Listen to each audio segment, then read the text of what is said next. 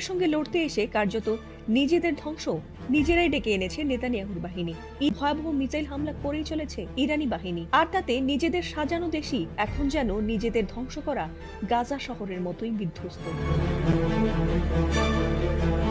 নানা কুসংস্কার টেম্পল বানানোর জন্য অপেক্ষায় রয়েছে তারা। তবে নিজেদের করা ভুলের কারণে প্রতিদিনই যখন ধেয়ে আসা ইরানি মিসাইল সামলাতে ব্যস্ত নেতানিয়াহুর দেশ, ঠিক তখনই এবার সেখানে দেখা গেছে এমন এক অদ্ভুত ও ভয়াবহ দৃশ্য যা বোধহয় কল্পনা করেনি কেউই।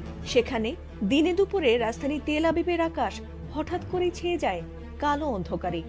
না কোনো মেঘ বা ধোঁয়া নয়, আকাশ ছেয়ে যায় হাজার হাজার কালো কাকের ডানায়, আর তাতে ভয় কাঁপছে ইসরায়েলিরা। এই বিশাল পাখির ঝাঁক যখন দিগন্ত জোড়া আকাশ ঢেকে দিচ্ছিল, তখন মনে হচ্ছিল যেন কোনো এক অদৃশ্য কালো চাদরে ঢেকে যাচ্ছে পুরো শহর। বিশেষ করে বিখ্যাত আজরাইলি টাওয়ারের মতো সূর্য ভবনগুলোর উপর দিয়ে এই পাখির দল যখন অন্তহীনভাবে চক্রাকারে উঠছিল, তখন তাদের ভয়াবহ চিৎকারে যেন